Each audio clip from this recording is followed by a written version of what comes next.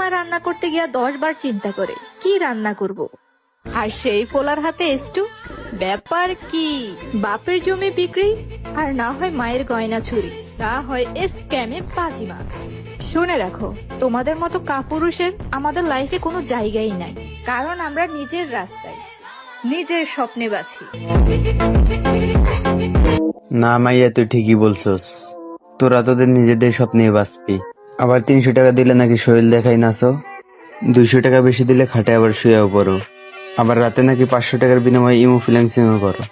আসলে তোরা তোদের স্বপ্নেই বাঁচবি, তোরা তোদের রাস্তায় থাকবি।